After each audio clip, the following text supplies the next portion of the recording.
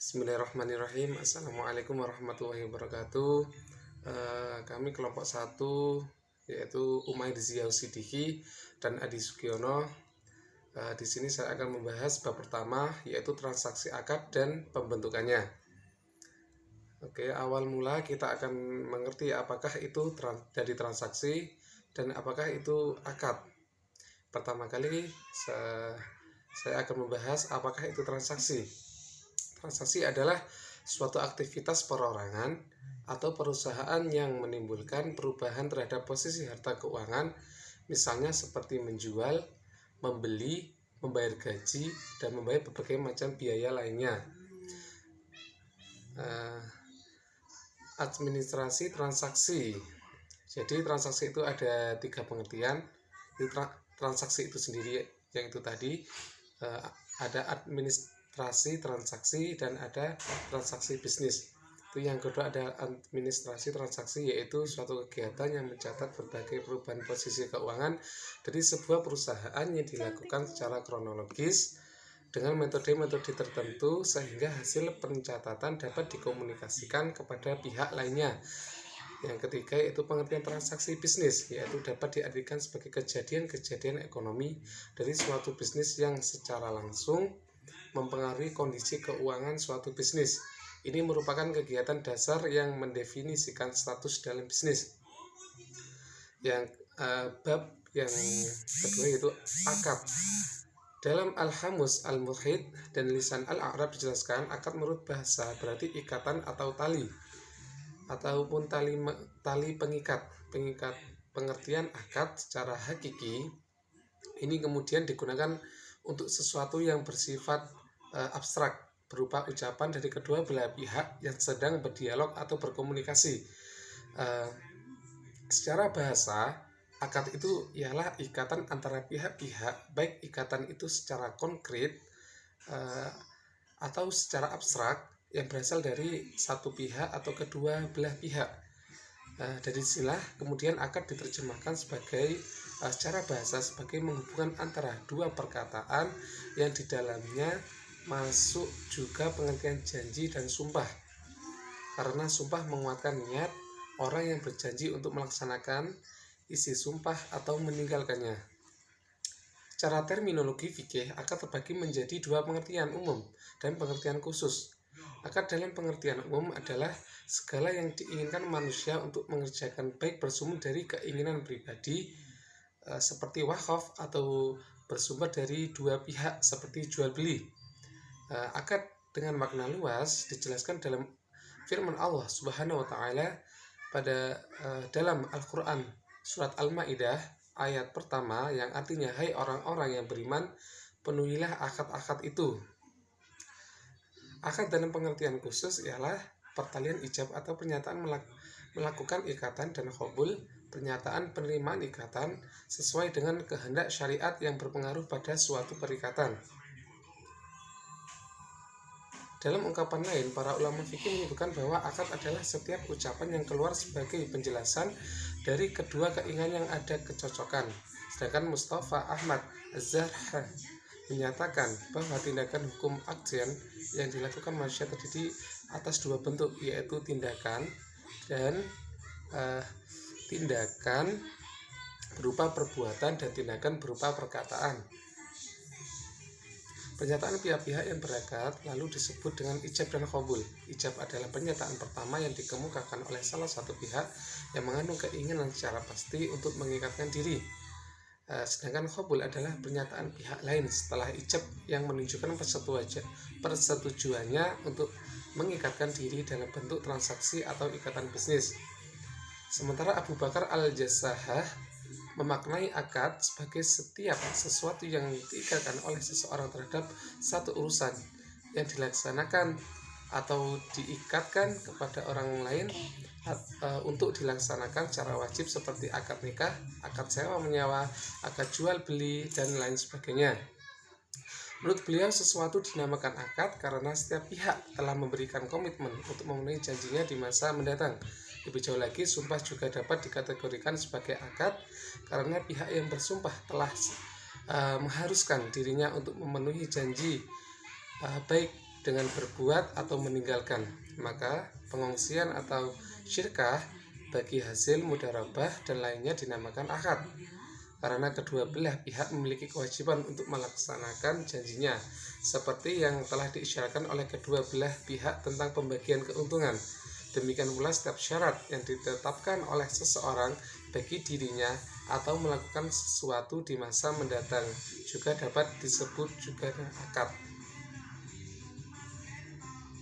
Kerjakan baik bersumber dari keinginan pribadi seperti wakaf atau bersumber dari dua pihak seperti jual beli. Akad dengan makna luas dijelaskan dalam firman Allah Subhanahu wa taala pada dalam Al-Qur'an surat Al-Maidah ayat pertama yang artinya, hai orang-orang yang beriman, penuhilah akad-akad itu. Akad dalam pengertian khusus ialah pertalian ijab atau pernyataan melakukan ikatan dan qabul, pernyataan penerimaan ikatan sesuai dengan kehendak syariat yang berpengaruh pada suatu perikatan. Dalam ungkapan lain, para ulama fikih menyebutkan bahwa akad adalah setiap ucapan yang keluar sebagai penjelasan dari kedua keinginan yang ada kecocokan. Sedangkan Mustafa Ahmad Az-Zarh menyatakan bahwa tindakan hukum akjen yang dilakukan manusia terdiri atas dua bentuk, yaitu tindakan dan tindakan berupa perbuatan dan tindakan berupa perkataan. Pernyataan pihak-pihak yang berakad lalu disebut dengan ijab dan qabul. Ijab adalah pernyataan pertama yang dikemukakan oleh salah satu pihak yang mengandung keinginan secara pasti untuk mengikatkan diri. Sedangkan qabul adalah pernyataan pihak lain setelah ijab yang menunjukkan persetujuannya untuk mengikatkan diri dalam bentuk transaksi atau ikatan bisnis. Sementara Abu Bakar Al-Jassahah memaknai akad sebagai setiap sesuatu yang diikatkan oleh seseorang terhadap satu urusan yang dilaksanakan atau diikatkan kepada orang lain untuk dilaksanakan secara wajib, seperti akad nikah, akad sewa menyewa, akad jual beli, dan lain sebagainya. Menurut beliau, sesuatu dinamakan akad karena setiap pihak telah memberikan komitmen untuk memenuhi janjinya di masa mendatang.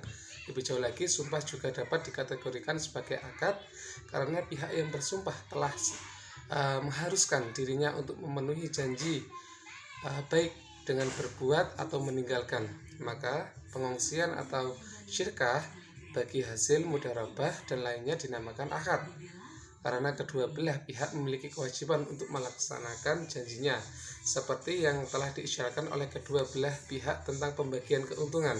Demikian pula setiap syarat yang ditetapkan oleh seseorang bagi dirinya atau melakukan sesuatu di masa mendatang juga dapat disebut juga akad.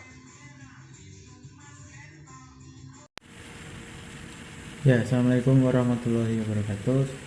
Saya dari kelompok 1 akan menjelaskan tentang bab yaitu transaksi atau akad dan pembentukannya. Saya akan melanjutkan presentasi dari teman saya yaitu Mas Adi Sugiono. Yang poin C atau yang ketiga adalah syarat dan rukun akad. Dalam melaksanakan perikatan dalam hukum Islam harus memenuhi syarat dan rukun yang ditentukan. Rukun adalah suatu unsur yang merupakan bagian yang tak terpisahkan dari suatu perbuatan atau lembaga yang menentukan sah atau tidaknya suatu perbuatan. Nah, di sini ada 6 rukun yang menjadi syarat sahnya daripada syarat sahnya akad tersebut. Yang pertama adalah para pihak yang membuat akhad atau al-ahidan. Yang kedua adalah pernyataan kehendak para pihak, objek akad, dan tujuan akad. Selanjutnya adalah dalam konteks hukum Al-Quran, syarat-syarat tersebut dinamakan syarat al-in'iqad atau syarat-syarat terbentuknya akad. Yang pertama, para pihak harus memenuhi 2 syarat, yaitu tamyiz dan berbilang. Selanjutnya yang kedua, pernyataan kehendak harus memenuhi 2 syarat adanya persesuaian antara ijab dan qabul. serta kesatuan majelis. Adapun objek akad harus memenuhi 3 syarat meliputi A. 1. Objek itu dapat diserahkan, yang kedua tertentu dan dapat ditentukan, yang ketiga objek dapat ditransaksikan, yang terakhir adalah tujuan akad harus sesuai dengan ketentuan syarak. Jika dipaparkan syarat terbentuknya akad terbagi dalam 8 unsur penting. Yang pertama, tamyiz, berbilang pihak, persesuaian ijab dan qabul, kesatuan majelis, objek akad dapat diserahkan, objek akad tertentu dan dapat ditentukan, objek akad dapat ditransaksikan atau berupa benda bernilai dan dimiliki. Dan yang terakhir adalah tujuan tidak bertentangan dengan hukum syarak atau syarak. Adapun pembentukan akad menurut para ulama, yang pertama adalah akad al-mu'attabah, yakni saling memberi. Akad ini adalah akad saling menukar dengan perbuatan menunjukkan keberadaan tanpa ucapan ijab dan qabul. Praktek semacam ini sering sekali kita ditemukan dalam sebuah jual beli dengan sistem swalayan. Jadi swalayan itu memang tidak ada ijab dan qabul, asalkan kesepakatan bisa dilaksanakan. Seperti itu. Lalu barang-barang yang telah dipilih tersebut diserahkan ke kasir tanpa ucapan sedikit pun. Misalkan kita beli sesuatu di kasir kita tidak perlu ada ijab qabul, cukup kita memilih barang yang akan kita beli Setelah itu kita kasihkan ke kasir, kalau sekarang di scan harganya berapa, terus nanti muncul kita bayarkan sesuai dengan nominal yang ada. Adapun nanti ada misalkan uang kelebihan atau kurang, itu belakangan, seperti itu kurang lebih Selanjutnya adalah akad kitabah atau akad dengan tulisan. Merupakan jenis transaksi akad dengan tulisan seperti nota, surat pemesanan, atau bahkan SMS, email, dan sejenisnya, yang dapat dipastikan akurasi dan kepastiannya. Akad semacam ini sah untuk dilakukan oleh dua orang yang berakad, baik keduanya mampu berbicara maupun tidak bisu. Keduanya hadir pada waktu akad ataupun tidak hadir, atau bisa dititipkan lewat orang kepercayaannya dengan bahasa yang dapat dipahami oleh kedua belah pihak yang berakad. Hal ini selaras dengan kaidah fikih yang berbunyi al-kitabah kan khitabi, tulisan sama kekuatannya dengan hukumnya dengan ucapan. Biasanya akad ini digunakan oleh teman-teman kita yang sering berjualan online menggunakan all-shop, itu sering melalui SMS, WA, terus nanti nota online, bahkan sekarang ada nota online terus dan sejenisnya pokoknya jarak jauh seperti itu.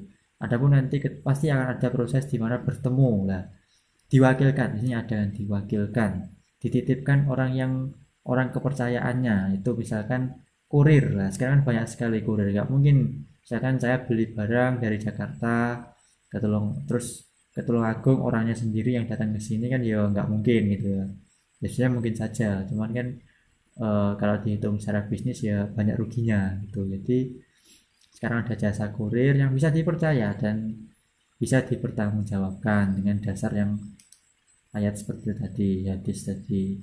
Wallahu a'lam. Yang ketiga adalah akad al-isyarat atau akad dengan isyarat, digunakan oleh orang yang bisu atau dalam tanda kutip berkebutuhan khusus mungkin dapat menyampaikan kehendaknya, dapat diterima sebagai salah satu bentuk akad atau transaksi, dengan catatan bahasa isyarat tersebut dapat dimengerti dan dipahami oleh kedua pihak yang melakukan akad. Jika seorang tidak mampu berbicara maupun menulis, maka bahasa isyarat yang dapat dipahami oleh kedua belah pihak sama nilainya dengan lisan. Hal itu sesuai dengan kesepakatan para fuqaha dan sesuai dengan kaidah fikih yang berbunyi yang artinya isyarat perjanjian atau akad dari orang bisul seperti penjelasan dengan lisan. Jadi untuk teman-teman kita atau yang mungkin terlahir dengan kekurangan tetap bisa melakukan akad asalkan bisa saling mengerti kan. Seperti itu. Jadi bukan sebuah halangan, tapi perlu pengkhususan di sini ya. Terus misalkan ada teman kita yang mungkin seperti yang tertulis tadi, bukan berarti tidak bisa maju, tidak bisa berkembang seperti itu. Namun perlu pengkhususan hukum di sini dan Islam menerapkan seperti itu. Ya sekian dari saya. Jika ada salah katanya mohon maaf. Assalamualaikum warahmatullahi wabarakatuh.